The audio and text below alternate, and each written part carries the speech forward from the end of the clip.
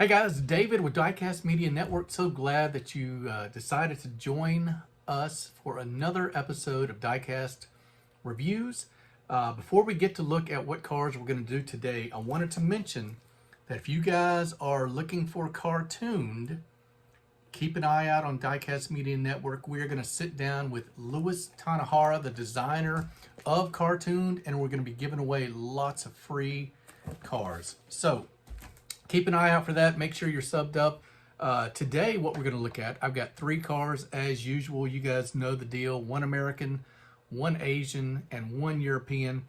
Today, we'll look at this really cool Bel Air 1957 Chevy by M2.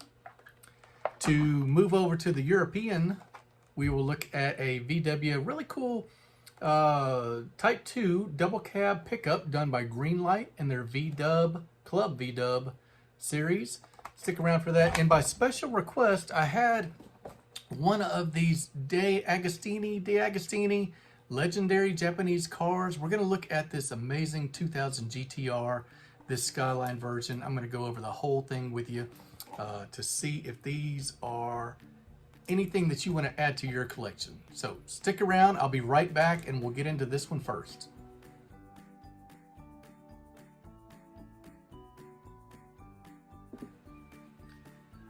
I wanted to show this 1970 Skyline 2000 GTR on camera because it's big and I don't have the room on our normal place where we shoot the cars. So I'm just going to give you an idea of the packaging, and then we'll get the car open and look at it and do the full detail review.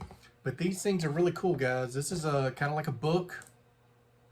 And then you've got a magazine on the inside that talks about the car, talks about some of the other vehicles, ways to display them, just super cool. This is a monthly subscription that DeAgostini does for this series.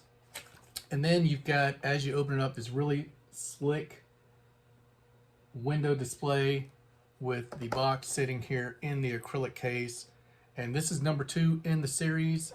I'll come back. I wanted you to see the box and the setup for it. And these are all going to be true 164. So hang around. I'll be right back and we'll have it open and we'll look at the car. Okay, so by request, we're going to look at this Skyline 2000 GTR in a really metallic silver and really well done. I've been impressed with the paint job, I would say, on almost all of these so far. I can't remember. There's been a couple that the paint seemed like it had, I don't know, very small defects. On the totality of it, though, these things are amazing quality and some of the best detail I've got in my collection. So you can see you get some lensed headlamps on this guy. GTR badge there on the grille with the red accents. Love the plastic fender mirrors. You do get some paint on them to look like a mirror. It's not super reflective, but just the fact that they added those is really cool. They're not built in, so looks a little bit more realistic to me. I don't know about this stance. This thing does roll not super well. Seems like it's sitting a little high to me. Not the biggest collector of these old GTRs, though, these Skylines. Love the wheels. This thing could be sitting just the way it does normally. Separate piece here for the back spoiler. Love the detail on the back here. Lens tail lamps on that. Nissan badge on the registration plate. Coming around on the bottom. Got the DeAgostini badge on the base. A little bit of detail telling you what car it is. And plenty of detail on this base, actually. Tires have tread on them. Looking on the inside, you can see a little bit of color on the center console. You can see this back package tray here on the back seat. Looks like leather back there.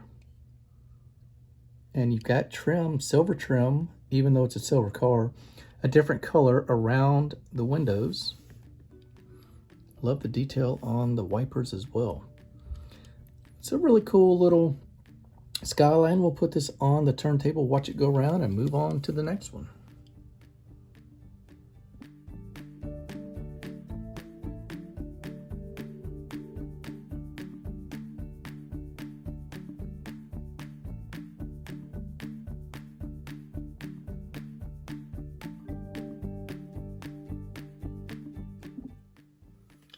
M2 is next up. Classic American, almost one of the most identifiably American cars that have come off of an assembly line here in the States. What do you guys think? I don't know what series or how you designate the ones that are on the card for M2, but I seem to like them more because I think they're the ones that do not have moving parts.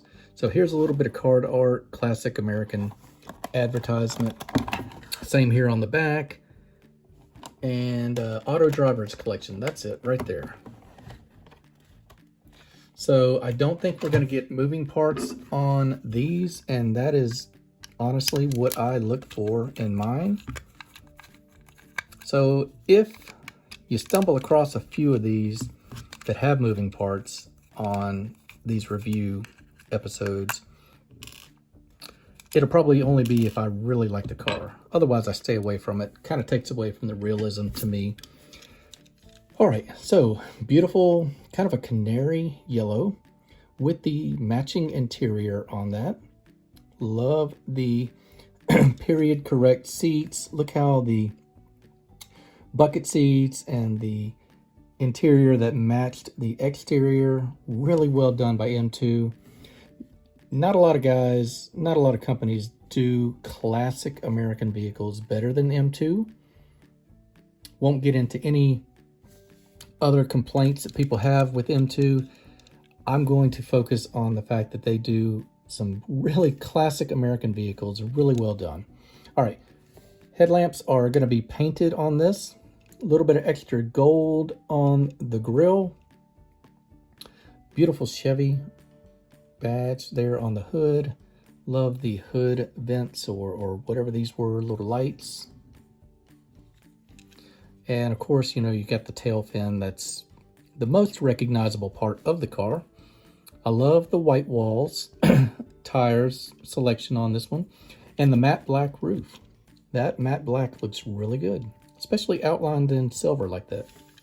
Coming around here on the back, a little bit of red paint on the tail lamps. Just a drop. 1957 on the license plate, chromed out as they were. And here is as much of the interior as I can get you. You got a black steering wheel. Boy, those seats were just really well done. Here is your base on an M2. Yeah, enjoy watching this one go around.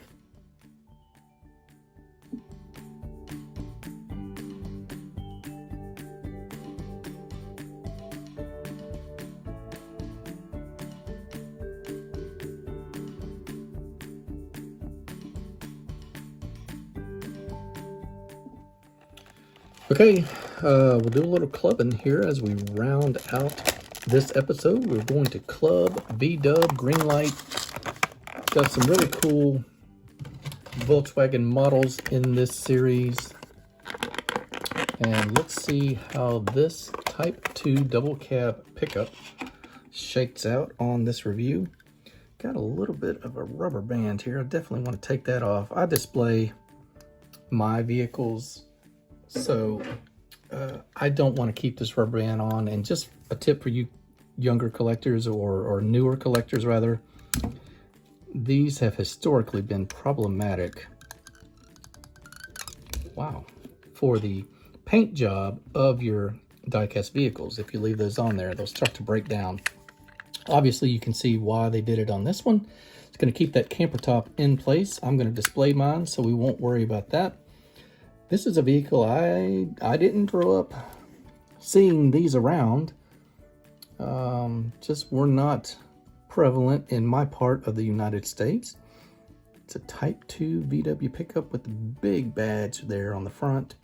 Left-hand drive, you can see color matched interior and steering wheel. Cool ladder on the top. No telling how many hippies lived in these. I can't imagine the smell that resided in some of these vans.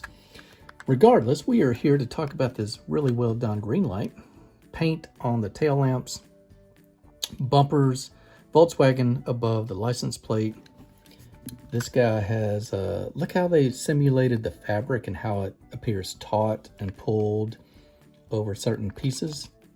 Here is your removable piece. You got a roll cage in there, or at least a roof for your tent. Here's how it locks into place. And almost a little bit of kind of wood bars across the top here. That's a little bit of extra detail. Yeah, this is a cool one. Had to get it. Don't have any of these in my collection. That'll do it for this episode of Diecast Reviews. My name is David. I'm with Diecast Media Network. Keep an eye out for those giveaways with Lewis of Cartooned. We'll be doing that soon on a live Q&A chat with him. Talk to you guys later.